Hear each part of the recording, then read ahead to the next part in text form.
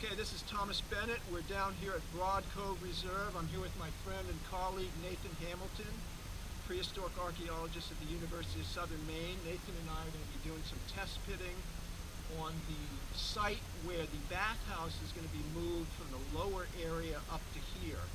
And the handicapped accessible parking is going to be put to our right. But today we're just going to be test pitting where the bathhouse is going to reside. So Nathan, what do you think we should do here on this site? It's probably, I don't know how many square yards, but square meters. But yeah, well, standard operation is to put in a couple of test pits. So 50 centimeter square test pits, map those in precisely, take the material that comes out of the ground, screen it through a 1/4 inch screen to look for historic and prehistoric, pre-contact related artifacts.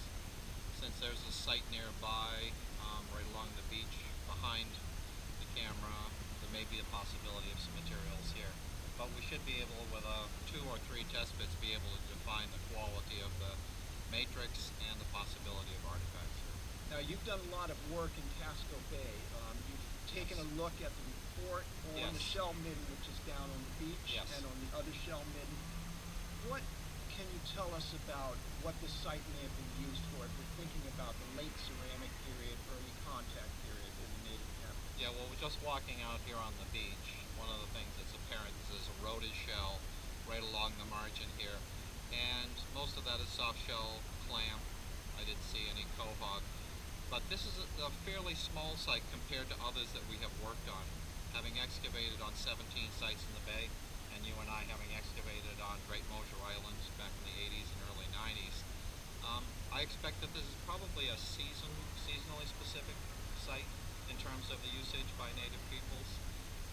And it doesn't seem to be a big, thick and deep deposit, but there may be materials back away from the shore and something that might be back here. We have found over the past 20 or so years of working on sites that the native folks use the offshore islands, use the outer part of the bay in the summer and into the fall, but moved up into the estuaries and moved to the interior just a little bit, not the old model of going way into the interior. But it's a pretty spectacular landscape, and right here you've got a nice flat piece of ground. So there might be a possibility of something back here, and certainly there may be some historic materials that remain from the houses up on the hill. Yes, those scattered down here. And of course, the first Cumberland Town Farm is approximately 200 meters up the hill up here. We can't do any more work there, but this would have been one of the working fields from that town farm. So again, as Nathan said, potential for some historic artifacts. Also very close to what we believe to be the site of Spears Shipyard, which was in operation from 1811 to about 1862, which would have been over here to our left, closer down to the shore. One of the things that's interesting, and when looking at the report, seeing Alma House, you're dealing with homes for the poor, and almost all of these in southern Maine, and most notably the home for the people he minded had extensive agricultural activities around them. So those agricultural activities around them may be as significant in terms of landscape interpretation as the structures themselves. This is an ideal piece of ground down here, and it's got good exposure, and just, we're not able to see much below the surface, but it has some potential for historic artifacts as well. Yes, this was the site of the Cumberland Town Farm from 1837 to about 1867, so about a 30-year period. Yep. I have the reports that the overseers of the poor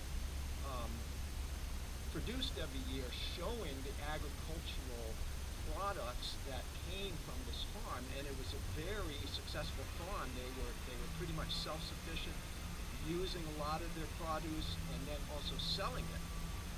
The other very nice thing, I don't know if you read this part, Nathan, was that they had a relationship with the shipyard in that they were working oakum for the shipyard. They were buying tons of junk, quote unquote, processing that in some fashion. They were buying deer skin, and they were processing hides.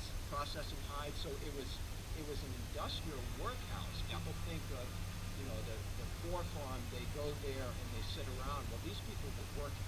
That transformation to a poor farm where they're sitting around, it more relates to the Grange of Gloucester, home for the people in mind. Yes. Yep.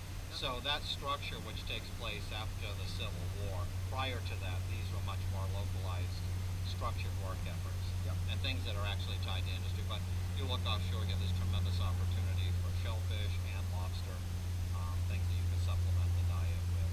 But, you know, you're looking the 1830s to the 1860s, you're looking at the end of timber-built boats, and that trade, which became superseded after the Civil War with the larger movement towards iron ships, but the whole loss of young men along the coast of Maine as a result of the Civil War. So there's a real transformation. We got a nice envelope here of about 30 or so years on a community-based farm, community-based structure.